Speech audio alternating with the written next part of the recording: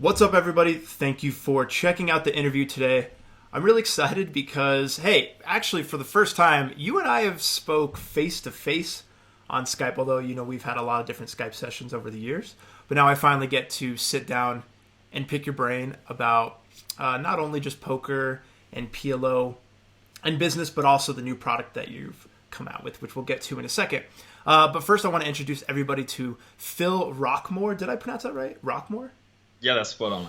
Right, and Phil Rocquemore is a good friend of mine. We've known each other for a bunch of years, and I first heard about Phil from his original blog called Quadrophobia, which is now called CardQuant. And as you can imagine, he's the founder of CardQuant, which is a site that's devoted to helping poker players make better decisions at the tables, and specifically pot limit Omaha players. Now, I don't remember, I've been reading Phil's articles for a long time, but kind of in the underground scene of mid-stakes and high-stakes players, Phil was sort of behind the scenes as the guy who really knew his shit with theory, right? He's an extremely well-educated guy.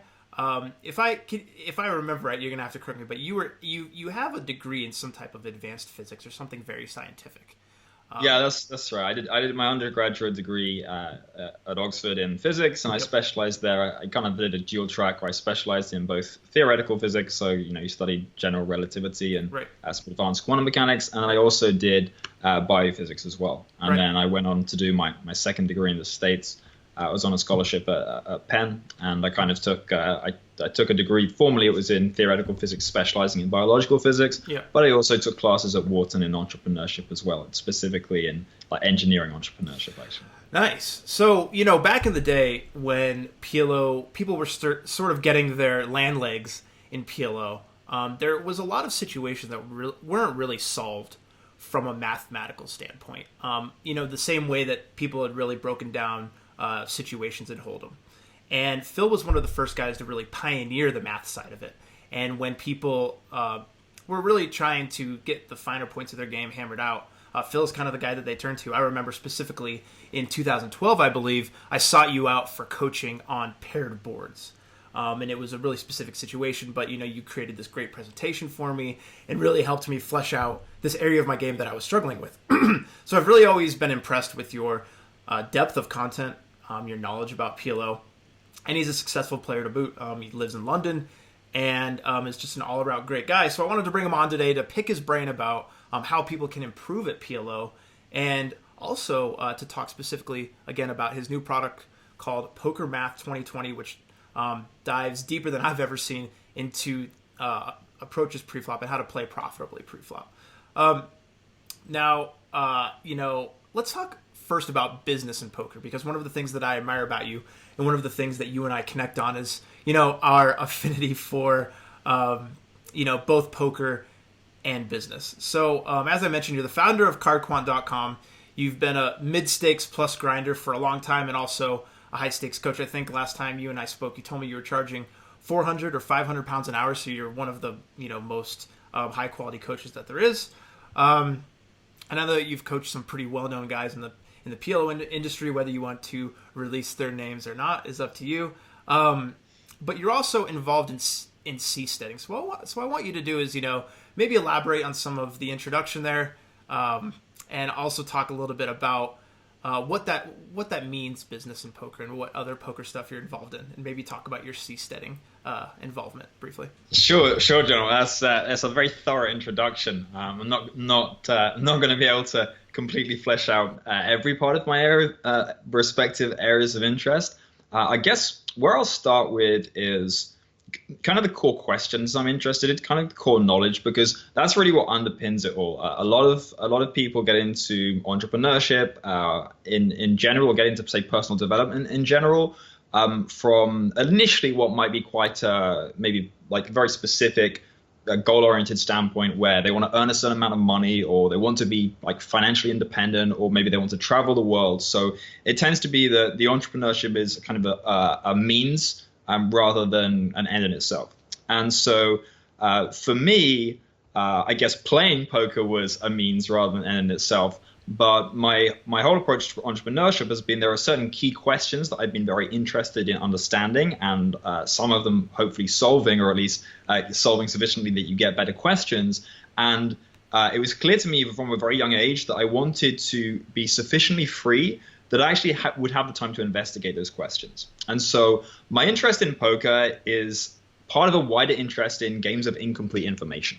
Okay, so the classic example that I give usually is chess is a game of complete information because not only can you see all of the pieces, you can see all of the possible moves at any given time, you can see the whole board, but your opponent can as well. And also, which is essential, he knows that you know that he knows that you know, and so on all the way up, right? Whereas in poker, of course, we can't see our opponent's cards, we can't see what cards to come. The game space is much, much bigger than it is in chess, and you still need to make decisions on a probabilistic basis.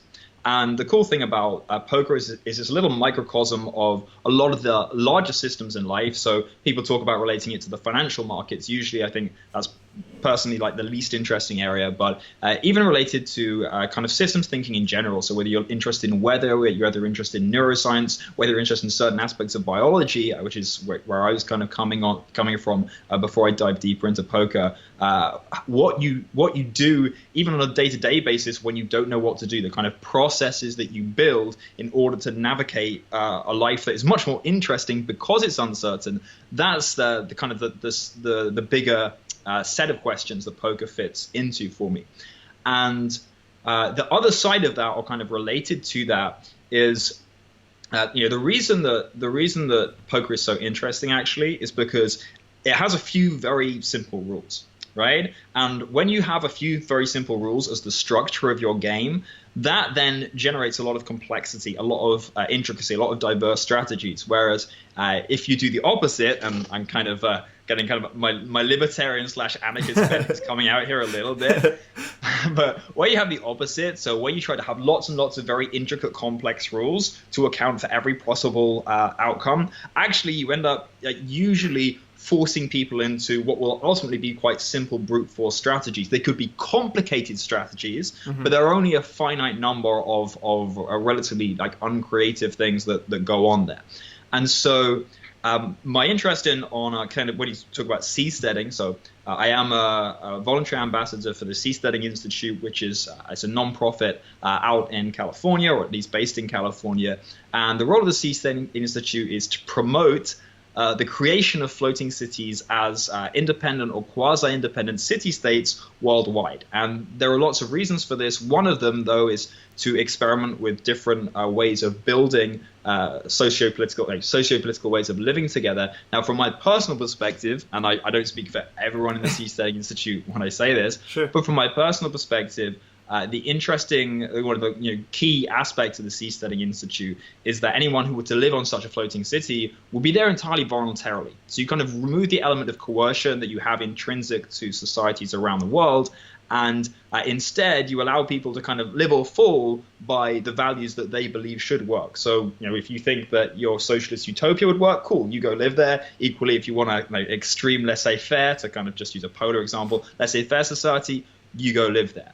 And when that relates back, how that ties back into poker and games of incomplete information is thinking structurally. So I am interested in how do the structures that you create in a society, if you like, those set of rules, how do they dictate what the ultimately most effective strategies are? And so in the case of poker, you have a few simple rules. And ultimately, even though we can't see it, and I still can't see it all, I don't believe anybody can with Preflop Omaha, I can't see it all straight away what the most effective strategies are. There are going to be some set of most effective strategies. Now, sure, the reason it's more interesting in life is you have a constantly changing environment. And so what the most effective strategies are will change over time. Right.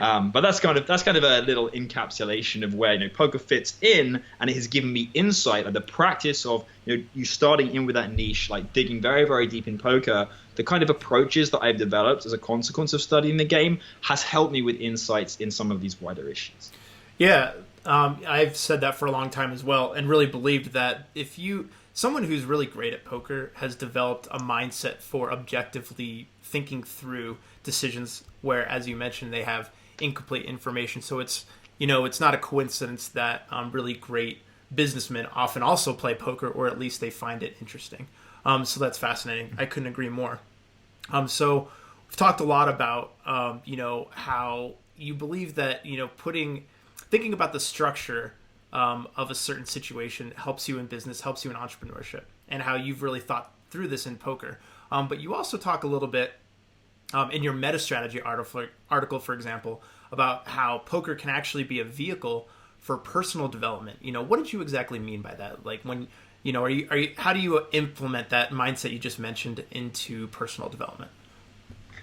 Yeah, I'm very excited to talk about this because I really see this as like the biggest blessing from the poker lifestyle, and also the one where there are like a few guys who are really keyed in on this. And I think it's becoming a bit more mainstream in the poker community, with poker getting harder. But I think there's a lot of players who really just miss out on the value of personal development and how poker can give you such a great framework for it. So, John, there are a couple of ways in which like the life of a poker professional is ideal for personal development. And so one is obviously logistical, right? So I'll elaborate on them both, but like logistically, I mean, the freedom you have as a poker player to just live and work like anywhere where you have an internet connection, and also to structure your time however you see fit, that's a real opportunity, right? It doesn't mean everyone uses it, but it's a real opportunity. And the other is, of course, the opportunity for growth that's inherent in mastering a game, mastering a skill set. Well, I say mastering a skill set, but really poker requires a diverse set of skills. So I don't want to like impugn like playing the violin or rock climbing, because I'm sure those people who are experts at those disciplines would be able to relate psychological lessons that they learn from those skills as well. But certainly the added aspect of uncertainty that's built into poker, I think, makes it especially challenging for in terms of the number of skills you need to develop, and it also makes it very, very appropriate for the 21st century. So it's essential, I think, to realize that the sheer autonomy you have gives you a great opportunity, and it also couples that with a really brutal responsibility. So I wrote quite recently one of the first articles that I have kind of indicating where the poker education can rival conventional education. And the thing about the 9-to-5 culture, right? The classic corporate model where perhaps you've gone to school, you go get your grades in college, chill out a bit, but then maybe have a gap year or something to travel, and then you dive into your corporate career, is that the 9-to-5 culture coddles and it compensates people despite mediocre performance. Now, that's not me saying that everyone in that culture is performing bad. I don't mean that at all. But what I mean by this is that if you're a part of like even the bottom 80%, right, in that culture, you're still going to get paid. You're still going to get your pension. You're still going to get your medical and so on and so forth. Whereas poker is particularly brutal in that if you feel as if, oh man, like I'm doing a good job when I clock in every day, and you keep breaking even, or you're not making enough, like too bad, right? You're going to have to find a way. And even though when you're going through it, that can like really hurt your ego, it can make you very upset, it can have a few sleepless nights. If you do go through it, you develop a certain approach to getting things done, a certain approach to being a doer, a certain approach to learning that you don't have to develop. And human beings can be very lazy. You don't have to develop in a 9-to-5 culture.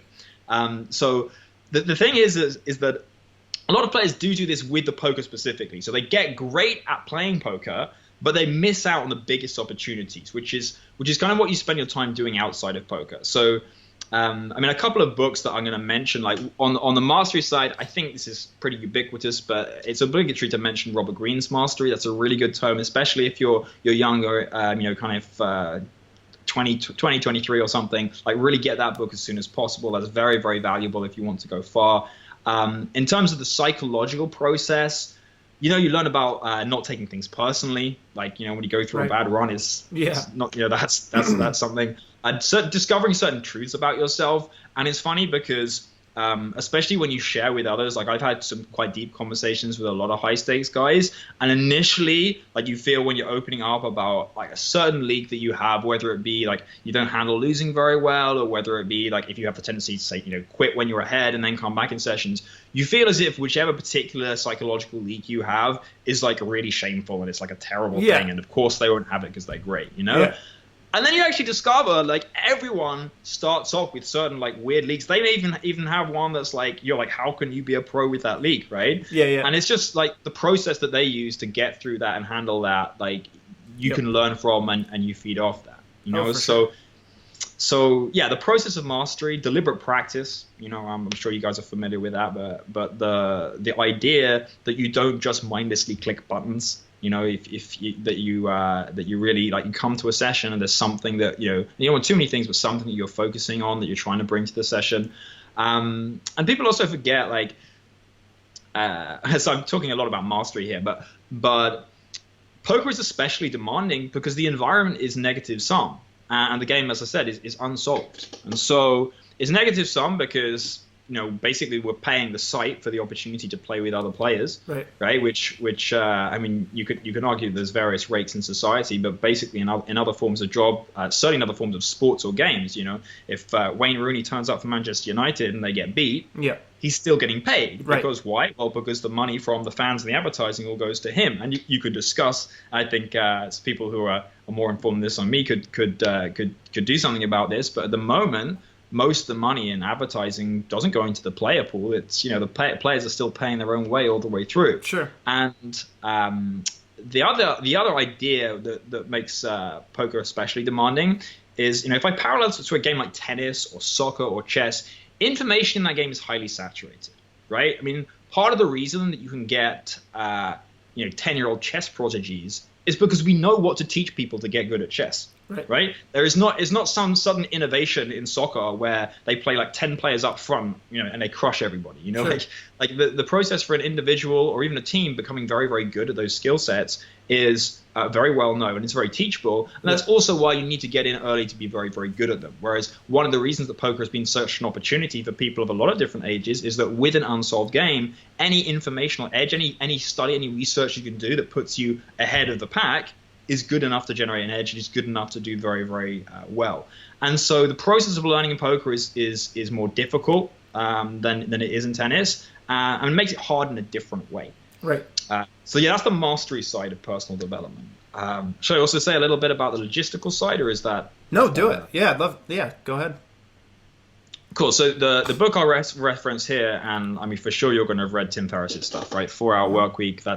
I think that's read by a lot of poker players, especially when they do some travel. Sure. So here, and I would say almost all of my clients have taken advantage of this. I would certainly like 75% plus of my clients at some point have taken advantage of this, which is you can live anywhere. And that means that you can learn a lot of new things. You can learn a new language. That's kind of the most obvious one. Learn a new culture. But you also develop socially because you keep meeting new people, right? And in some places, the whole kind of conversation about what the hell are you doing here for a living can be difficult. But still, you're constantly having to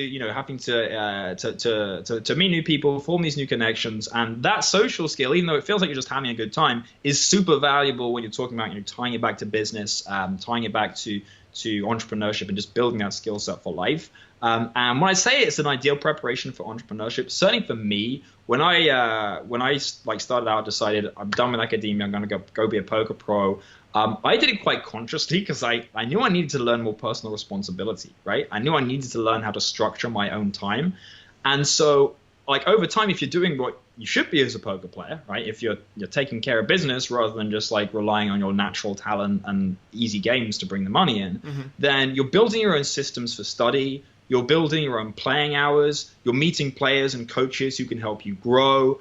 And you also have this space to read, to travel, and also to separate psychologically, which is a big thing for me, from that 9-to-5 grind. And this is really essential because if you're ambitious in the 21st century, right, the college track career is basically there to get you to be a cog in somebody else's machine, right? You can be a well-rewarded cog, but you're still like psychologically and functionally, you're there being shaped into a cog pretty much from like the time you enter school until the time you retire. Sure. And there's also this kind of, keeping up with the Joneses consumption culture, which puts a lot of pressure on you. And especially when you start out as a poker pro, if, you're like managing your bankroll, not spending too much of it because you want to keep going up in stakes, you're not necessarily going to be balling out from day one. And even if you do very well, I strongly recommend you don't.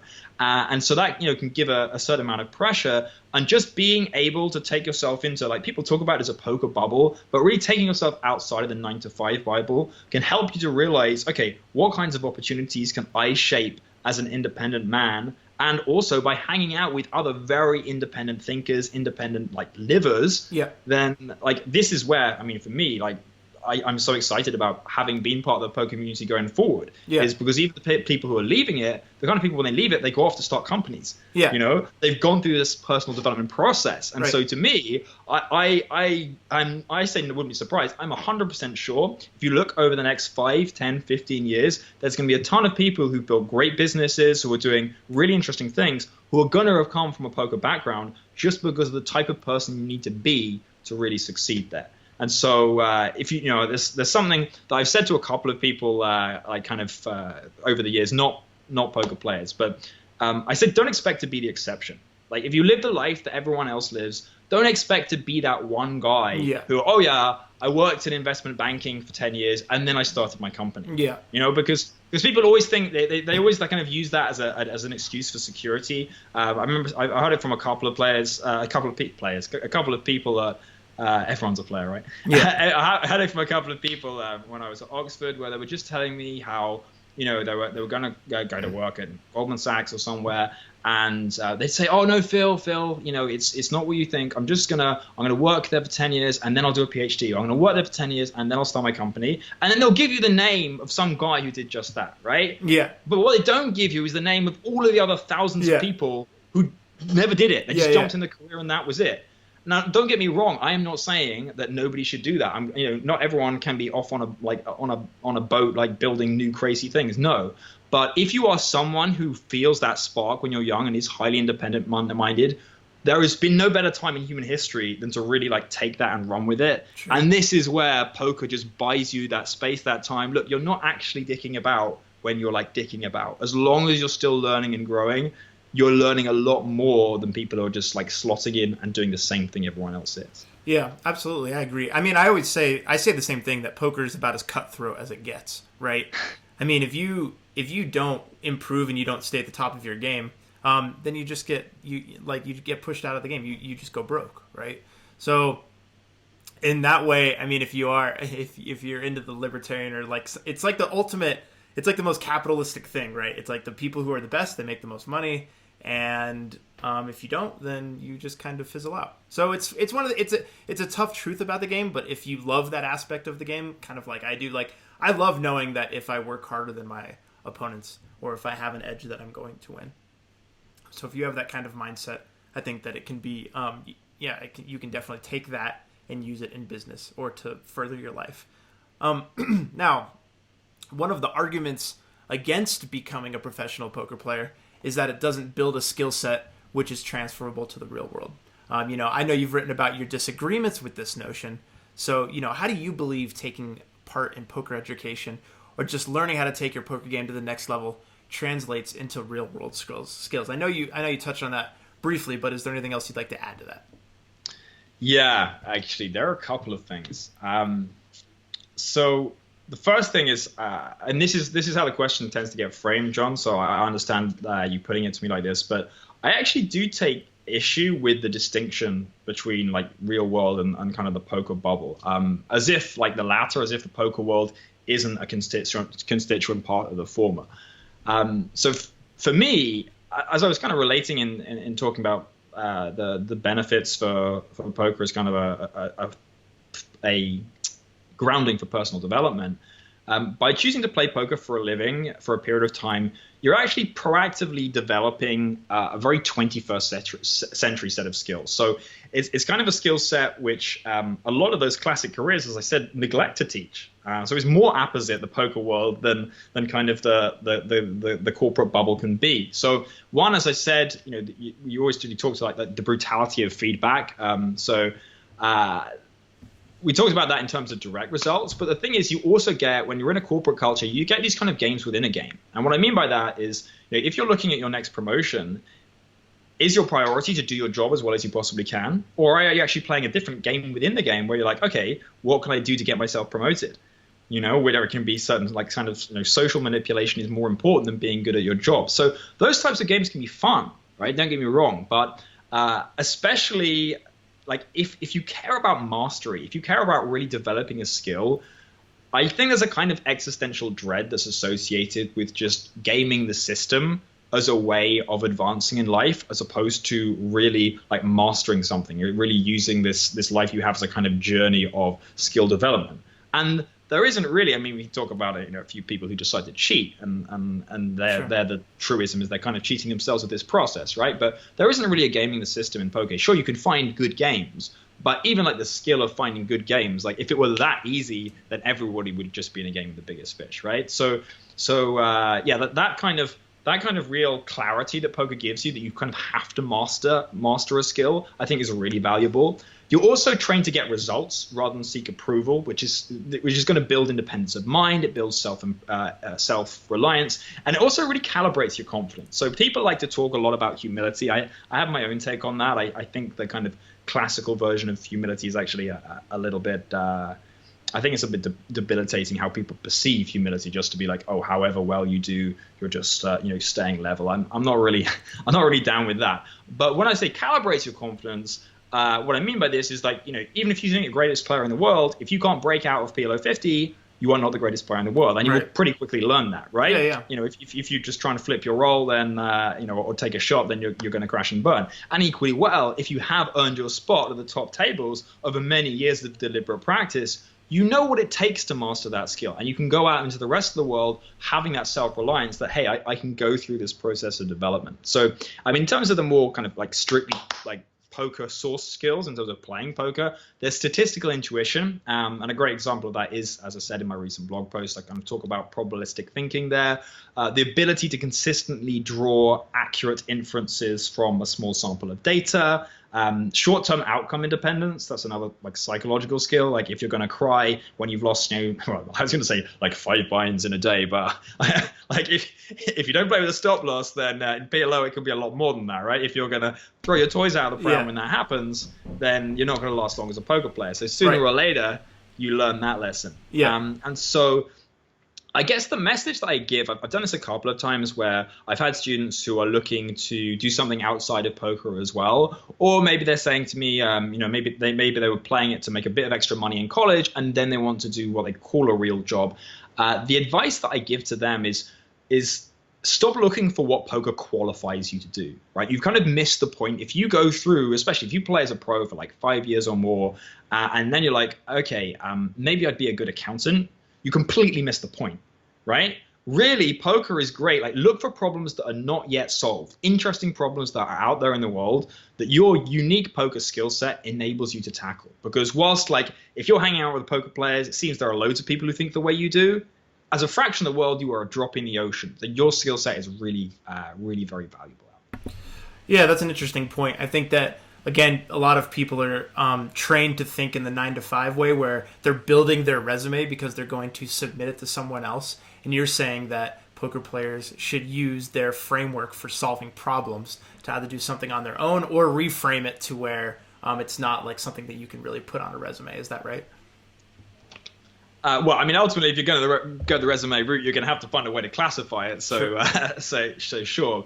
But yeah, you've basically, you've got the gist. Like, you should really be looking for something you uniquely can do, or you should be looking to have conversations with the kind of people who are doing things that are interesting enough that they're going to use your skill set. Because I would see any poker player who plays for 5 years and then tries to go into a tracked career of one of the classical professions is really taking a massive step backward.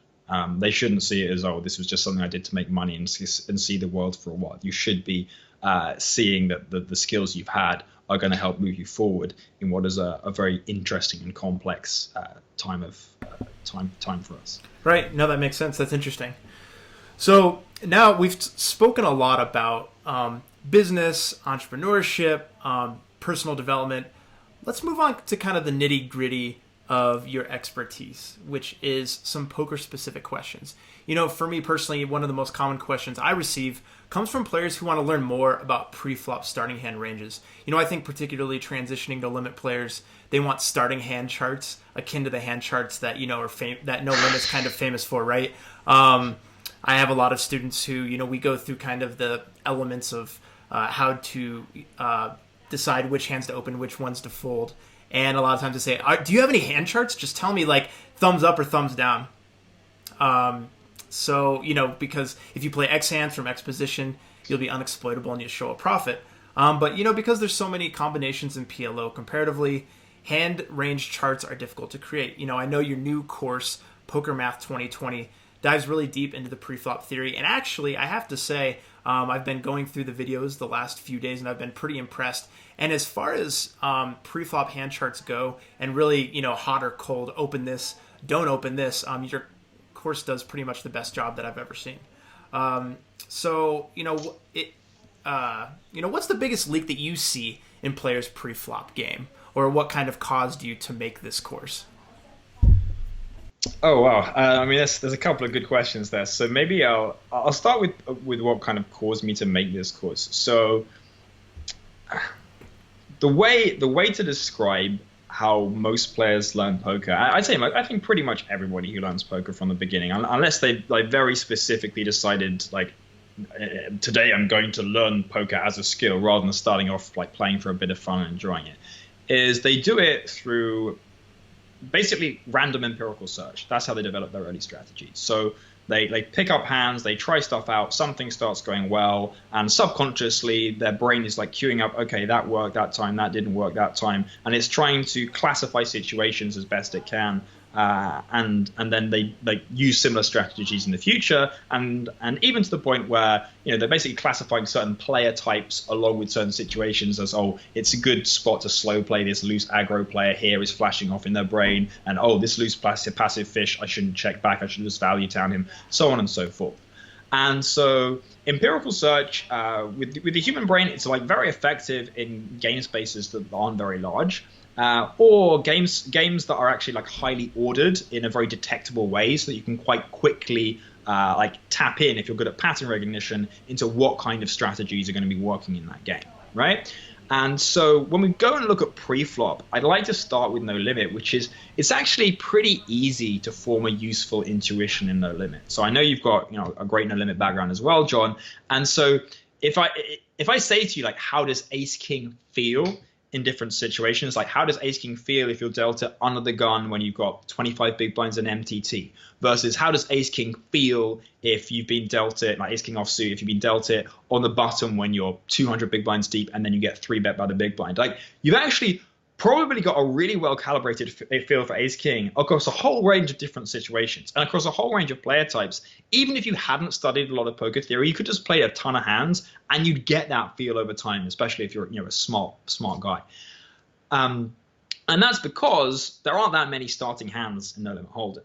But PLO has 270,725. I think with No Limit it's like 1326, but if you like split those down to types, it's 186, right? And so any feel that you think you have in PLO for a starting hand is likely as not to be very, very misleading. There's a very good chance you've never been dealt the hand that you have, like the exact hand that you have before. Even like different types of aces do not play very similarly at all in different situations, like comparing something like ace, ace, jack, 8 double suited to ace, ace, 3, 7 rainbow. From whatever seat at the table, those hands are going to be playing very differently post-flop.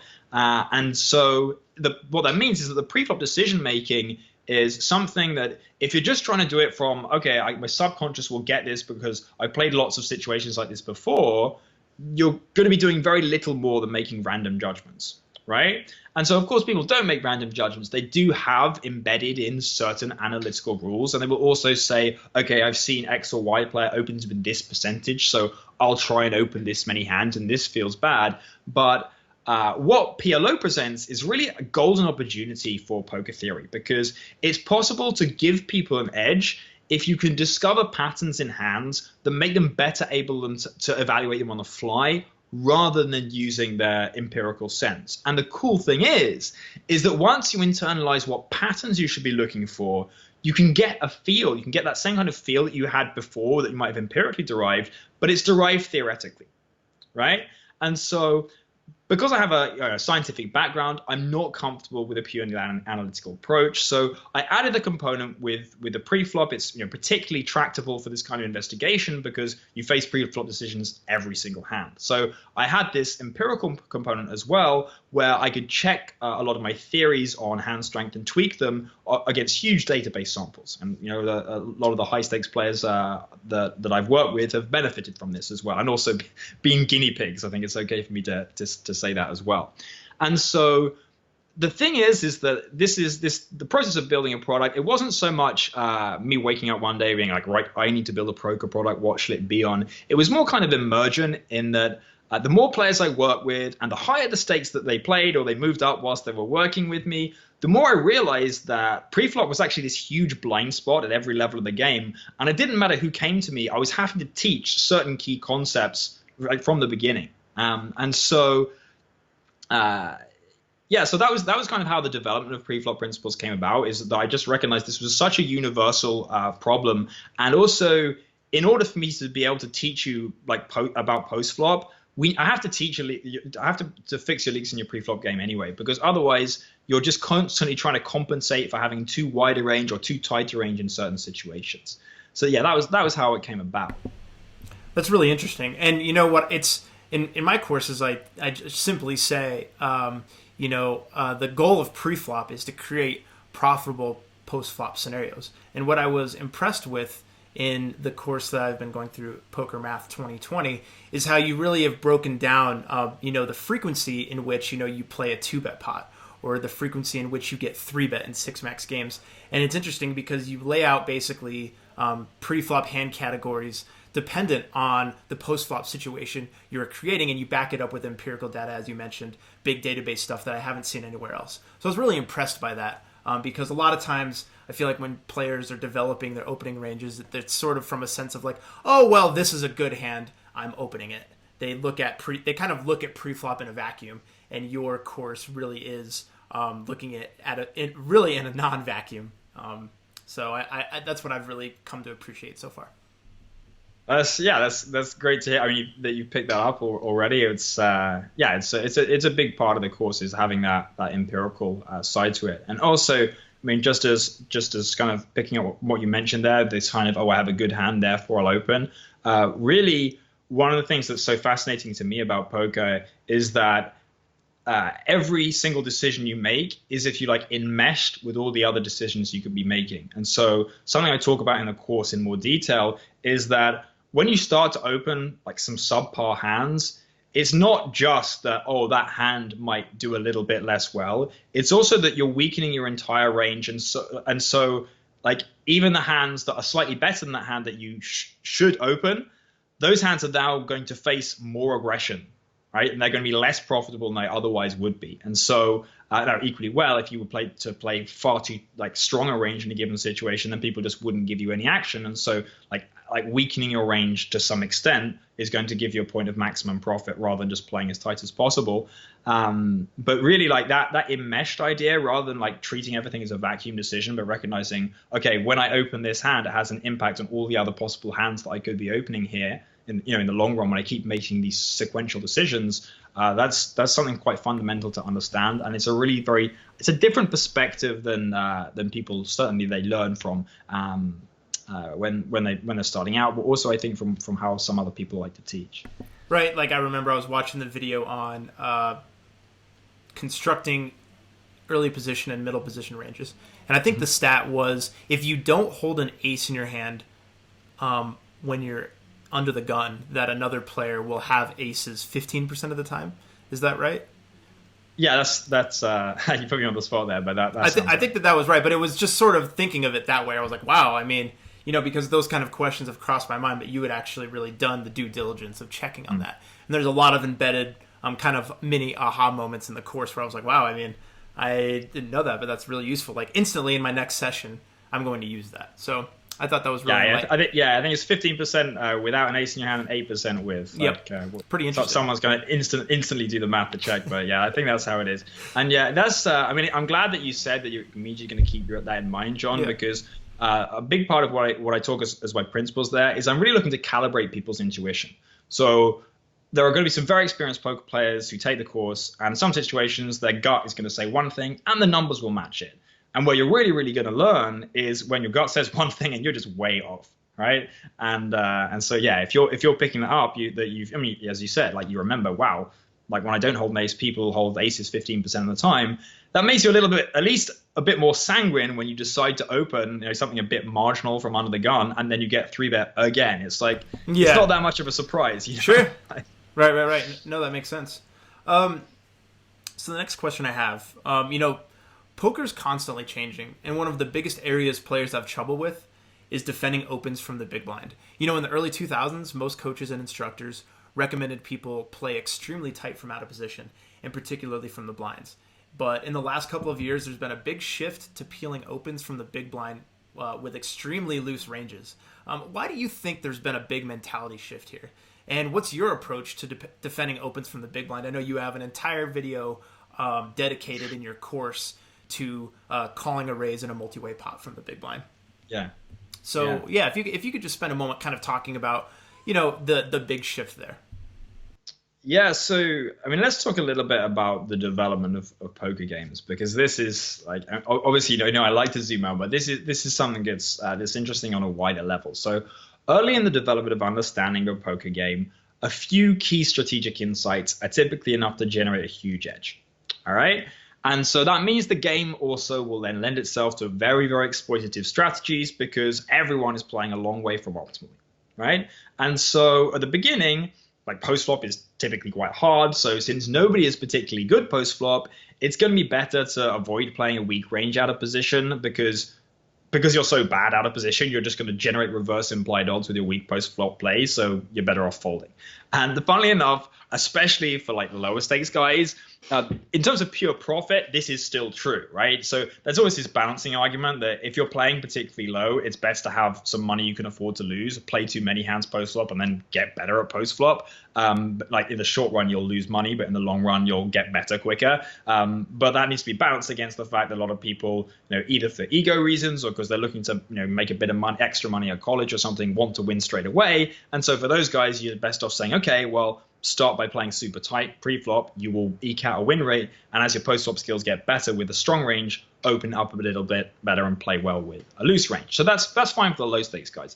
And when I talk about huge mistakes, like typically, the loose passive players who just don't fold, or the loose aggro players, if they overvalue non-nut combo draws, if they keep overplaying top two in a multi-way pot, for example, especially deep, you can make a lot of money just by letting people stack themselves. And sure, there will be variance, but you just don't need to do anything fancy to win the game. So that's what happens, at the beginning.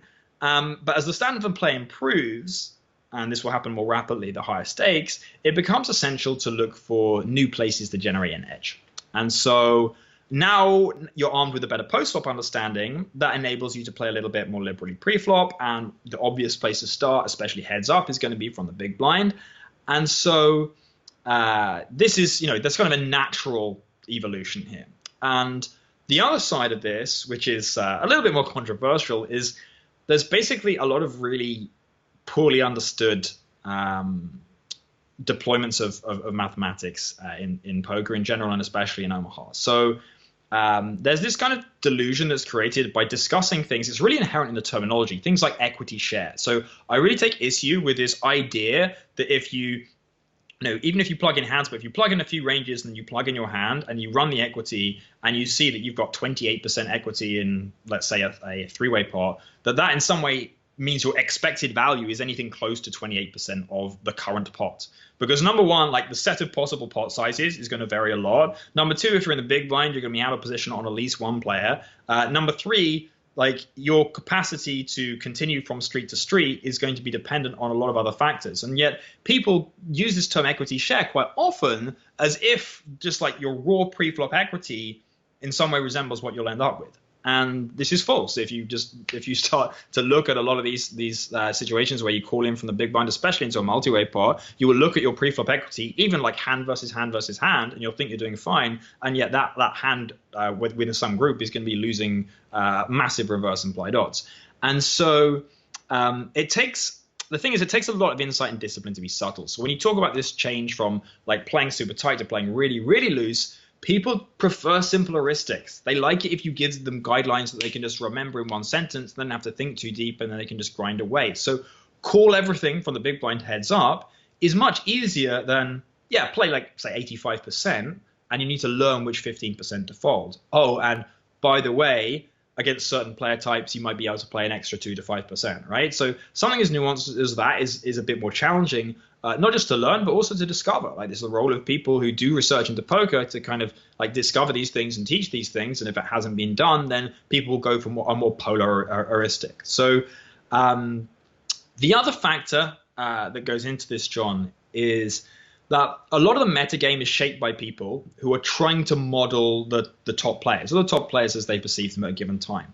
And the problem with this is the very top players, when they're playing high, they're often actually playing in much smaller player pools, so they can know their opponents really, really well. Or like if they're playing a bit lower than they usually would, say in Zoom 500 game, they're playing in player pools where they have a huge post-flop edge against their opponents.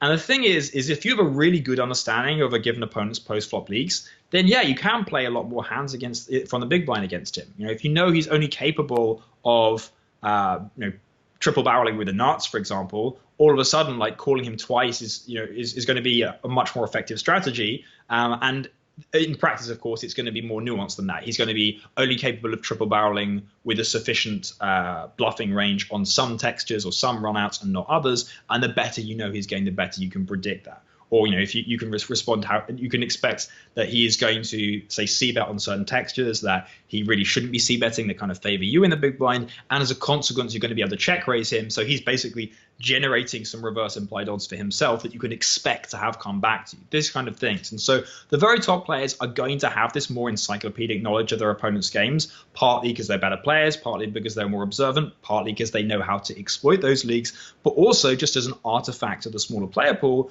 But if you're there playing in a much bigger player pool, say you're playing in Zoom 200 games, and you are trying to play almost every hand from the big blind, I can guarantee you that if you dig into your database, there are a whole bunch of hands that are hemorrhaging win rate. And the reason that people don't yet know that is because they don't know how to categorize those hands well enough. Like if you just use the raw filters that you'd have in certain database software, that isn't going to be enough for you, especially over a smaller sample, to identify, okay, these are the hands that are losing. And the role of what I teach in Preflop principles is to tell you what those are. And if we cut out the most, the hands which bleed the most from your game, then that adds a lot to your win rate very, very quickly. Yeah, that's fascinating. And, I completely agree. And I tell people the same thing that, if you fix a lot of times, if you fix just one or two big leaks, your win rate, it'll change you from like a massive loser in some situations to like a winner. So like you said, it's really eye-opening, especially what you said about people, how they identify incorrectly their equity share in a pot. They're not looking at it the right way. So that's very impacting. So I know, as I mentioned earlier, you're very close to a lot of the best players in the world. And so from what you've seen, what are the main differences that separate the guys who continue to crush the mid to high stakes year after year and the players who struggle to move up past the low stakes? Because, I think that anybody who's been playing for a long time, they see the guys who kind of never move up and they're playing the same stake year after year. And for me, I think that would be really frustrating. I mean, if I'm spending this much time in poker, I want to continually be making more money, moving up to higher stakes, and feeling like I'm competing on a better level. But a lot of players don't. So what do you think is the big difference maker from the guys that that kind of are crushers?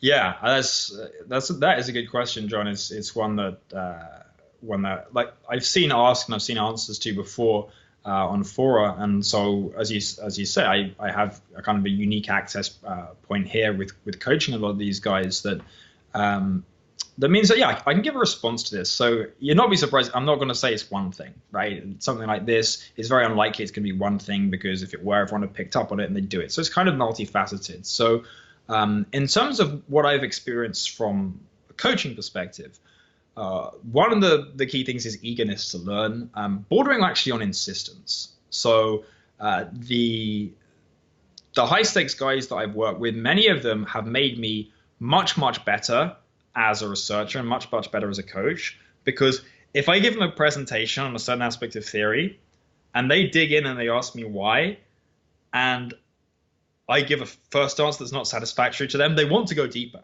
right? And so there may be a certain point at which they're satisfied, but if there's a weak link in the chain, they'll really, really be on it, right? And sometimes they will find something that means, hang on, I'm gonna have to stop the session. Like, I'll come back to you next week. I need to do more work on this. Or more usually, thankfully, but more usually, they will go after something where I do have a bunch of supporting notes and supporting research. I hadn't normally taught it to the mid-stakes guys or when I was starting out the lower stakes guys because they weren't that interested, right? I didn't think they'd want to really like have that depth of understanding. Whereas typically the high stakes guys, they want to go as deep as at least they can. Sometimes there are certain mathematical thresholds, or sometimes I have to have the discipline to say, look, what you're asking now is only going to improve you in something like a 1 in 10,000 hand situation or something, and we've got better work to do. But generally that basic curiosity is always there. And that's accompanied with them being happy to be shown that they're wrong. Right? They really let go of their ego. So I've had high stakes guys who come to me and they have an attachment intellectually to a certain position. But then when I show them that an area of their game is wrong, it's normally actually at the empirical point. I start off like talking about the theory and they'll say, oh, well, Phil, I'm not sure if that's true because X or Y. And then I'll say, cool, well, we'll run some filters on your database. Now let's see how you're doing. At that point, they're not still justifying it or trying to say, oh, maybe it's a small sample or something, because they recognize that I'm not coming to it saying, oh, let's run a filter and discover how to play poker from your database. They understand that I've got this broader analytical underpinning. I've seen a whole bunch of databases, a whole bunch of hands. I've run these filters before and I know what to expect. And they're glad then that they're wrong because they're not attached to this like, oh, I'm this infallible character. All they're attached to is the process in terms of getting better. And so what the kind of request is funny. You talked about hand charts earlier, and that is definitely something that I've had in the past from lower stakes guys or mid stakes guys who just never moved up. And as I think you know this, but I interview everyone before I start working with them. So not everybody who asks to work with me do I work with, and it's never personal. It's like everyone I've ever interviewed is a great guy, but it's really about the fit. And so typically I get more rote learning requests from either lower stakes guys or people who've broken even for a while, where they might come to me and say, Phil, can we just do like 2 or 3 sessions? I want you to give me like hand charts for this or like a precise method for this and so on. And if you're looking for that, then your approach to me is wrong. So like related to this as well, you have to have a level of trust basically in who's coaching you as well. You need to be able to like let go of your like complete autonomy on the process, at least for a while. So I've told almost every player that's ever come to me who's been going through like a break-even stretch, I said, look, you need to play fewer tables, right? And probably about 50-50 in terms of whether they actually follow through on it, and the 50% that do follow through are the guys that I tend to continue with. And like when I tell you to play fewer tables, there's a reason, right? I'm trying to change your thought processes a lot, and the only way you're going to change your thought process isn't by having this like revelation whilst we're working together. It's not just about the flash aha moment. It's about having the discipline to like rewire the way in which you play the game so that when you take it up to higher speed, like in terms of how many decisions you're making, that's going to be the new automatic, you see?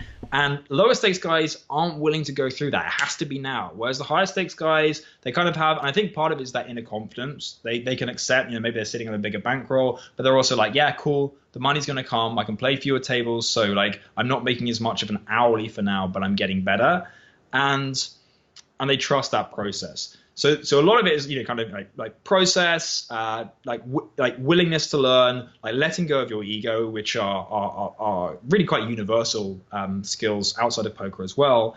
And then the final thing I'll say as well, and this is something that I've noticed from direct contact, is all the guys I play with who have really, really done well play a ton when they're winning, even if they have other mental leaks. Like this is what was interesting to me. Like, so they might have, I've worked with guys who have tilt problems. I'm like, what, how does this guy have a tilt problem? Right. I've worked, and I don't mean that they're literally just like throwing money away, but they are not playing as well when they're tilting. They're playing longer sessions, even when they're tilting.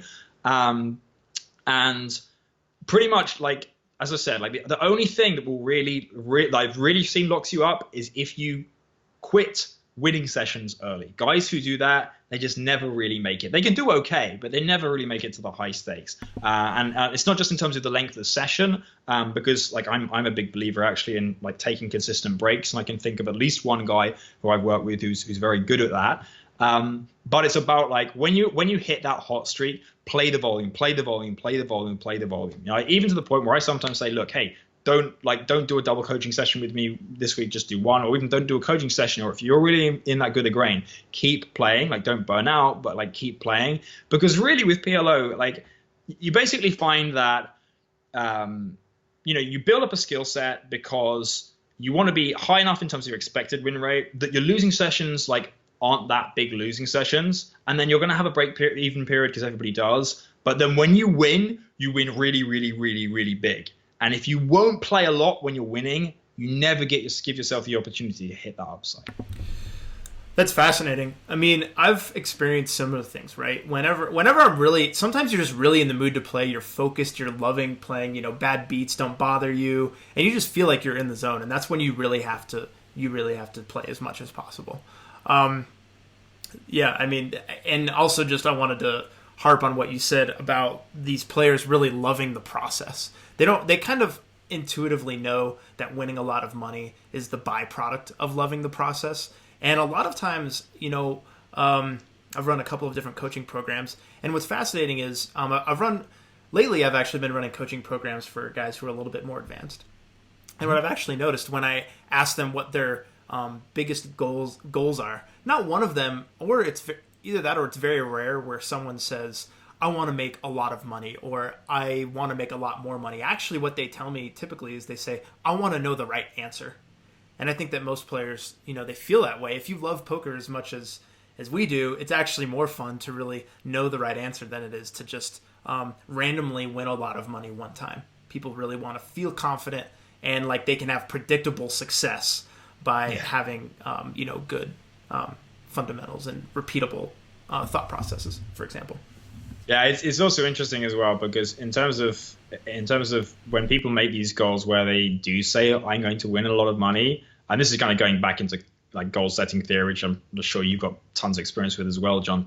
In fact, I know from our prior discussions, but it's surprising how often, even when they have that goal, they don't actually have clarity, right? They're not actually willing to say, oh, I want to win 500K this year, or I want to win like 1 million in the next couple of years. They're just going to say, yeah, I want to be playing like higher stakes and my win rate to be a bit higher. They won't even specify the BB per 100. And so there is like, I absolutely agree. Like having a focus on the process in terms of your day-to-day work is essential. I do like to have big motivating goals. It certainly works for me. I guess the challenge is with poker, like you have a lot less control over exactly when you're going to hit that goal than you might have in some other disciplines. So I think like even more of a process emphasis works for poker than it might that might be necessary in other domains. Sure. No, that makes complete sense. I agree. So, now that we're wrapping up the interview, I want to spend a few minutes talking about your brand new course, Poker Math 2020, which I know you just released a couple of months ago. But frankly, it's already making waves in the PLO community. I've got a lot of messages on Skype that people asking me if I went through the course, what I think about the course, or if I know anyone who's went through the course and what they think of it. And of course, as I mentioned earlier, I've been blown away, man. I mean, as always, I've always said that you make some of the best content out there. And I know you're quite the perfectionist. So you would never put out anything that wasn't completely top level, that's for sure. So can you spend a few minutes talking about who the course is for, why they should consider it, exactly what's covered, and how people can get it? Yeah, I mean that's great praise coming from you, John, because you've been in the poker industry forever and making great quality content for a while as well. So if you think what I've created is good, then that's high praise indeed. You're certainly right. I'm a perfectionist. It took me way longer to release than I initially planned. So I've learned a lot about my own process through the development. In terms of who the course is for, I'll say who shouldn't buy it. Right. So if you're somebody who has played, let's say, less than 100K hands of PLO, if you're new to poker, or if you're transitioning less than 50K hands of poker, don't buy my course. Right? Because you need to get a feel for the game. You need to just get basic familiarity with the ebb and flow of the game, what's even going on, the relationship between preflop and postflop. You need to be conversant enough in PLO. And also a lot of the focus of the course is really on saying, okay, let's look at some of this kind of conventional wisdom and challenge it, right? Let's look at what you feel might be correct. And you need to have a feel for me to be able to ask that question, right? You need to have played a certain volume of hands. So definitely, I wouldn't want somebody who's just starting out to say, oh, cool, the first thing I should do is start with Phil's course. That's not what I've built. However, if you're somebody who is playing bluntly high enough that winning 5 buy-ins would cover the cost of the course, you should just snap get it, in my opinion. That's like really strong, but it's valuable. I've seen firsthand. This is what the underlying bedrock of what I teach to every single high stakes player that I've come with. It's not that they don't know anything in the course, but literally everybody I've ever worked with has had huge pre-flop leagues to start with. It's something that if you are a mid stakes player, if you fix the leaks that I discuss in this course, if you introduce that to your game, your win rate will be higher, and your experience at the poker table will be much more comfortable because you're not dripping away money needlessly. Like this is the huge gain there. So I think certainly anyone who's really interested in poker, who's a professional, who's been grinding, I would say PLO 100 and up, and you're doing it full time, the course will pay you back within a month if you really apply the lessons. So yeah, that's who should buy it. In terms of like why they should consider it, other than your glowing endorsement, and if they've read my site, then they may have developed a certain degree of trust in me. And also, like, there's a lot of guys out there who have bought the course already who can give you a word of mouth recommendation. So by all means, ask them. I'll be putting up some more testimonials, but I really want people to be very confident when they're making the purchase that they're going to enjoy it. So really, like, why I think the most common hesitancy is, do I really need to learn pre-flop when there's all this complex post-flop stuff I should be doing? And so the message I want to get across here, like, there's a reason I released this course, as we discussed earlier, in terms of having seen how consistently people have these hidden leaks. So pre-flop is really the foundation upon which all of your post-flop play is built, right? So if you don't build strong ranges pre-flop, how can you expect to be modeling ranges well post-flop, making those decisions? If you don't know what a good opening range is from a given position or a good calling range is, how do you really know that somebody is making a mistake that you should be exploiting? If how do you really know somebody's opening too wide, or whether actually you widening your 3-bet range to attack them is just a mistake? In terms of being confident that you're going to be able to learn the material, that's going to be delivered well, this is a very structured learning process. So one of the benefits for me of having done so many years in tertiary education is that I've been on the receiving end of good and bad teaching. I know how to teach. I know how to build courses. I've been teaching poker since, like, as you say, 2012. So I know how poker players of all backgrounds, whether they have a bit more mathematical knowledge or whether they're just really starting from scratch, maybe dropped out of college, I know how to communicate these concepts in a way that they'll understand.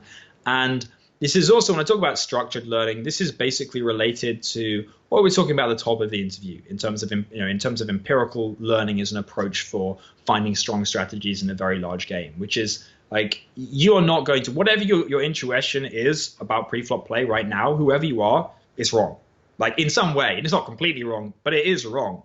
And when I give you this analytical framework or set of frameworks that you're going to see in pre-flop principles, you will have a lot of aha moments where you can instantly recalibrate that intuition. And now when you're looking at hand, you're going to see all of the different patterns and be able to categorize that hand rather than having to just rely on, okay, I'm looking at, let's say, ace, queen, jack, 6 suited to the jack from middle position. Is this an open? What heuristic do you use? It's got 3 Broadway cards. Is that good? Does it have an ace-high suit? Is that good? What about the 6? It doesn't have connectivity. Like, if you're at the moment, you're not exactly sure how to evaluate a hand, pre-flop principles is going to show you how. Sorry, I was muted there. It's absolutely true. And, when I'm going through hands or people send me hands on Skype or I see them on the forums, a lot of times it's like, this is like, we shouldn't even be in this situation pre-flop. Like, this is a hand we shouldn't have 3-bet. This is a hand maybe we shouldn't have opened. But as played, and then, it's this spot where they're find themselves in this really difficult situation, and it could have been cured by better hand selection pre-flop. So, yeah, as I've mentioned, I think it's an awesome course, and everyone should definitely check it out. If somebody needs to get in touch with you, they want to contact you about more questions with the course, what's the best way to get in touch with you? So, definitely just email me, phil@cardquant.com. So PHIL, just one L. I'd love to hear from you to get in touch, not just for purchasing the course. I have people coming to me with coaching requests all the time, but I also love to hear from people who are just interested in if some of the same things I'm interested in. So if anything that I talked about today with entrepreneurship or with seasteading or personal development interests you, I love to hear from you, right? Because I love to hear from people who are interested in authoring their own life, who are interested in getting involved in some of the exciting opportunities that we have in the 21st century, who are interested in the concept of the poker player as being something that's an opportunity to be more developed, as opposed to a bit of a degenerate option that it can sometimes get portrayed by in the wider culture. And so also, if you just enjoyed my articles, again, email me, phil@cardquant.com. That's the best way to get in touch.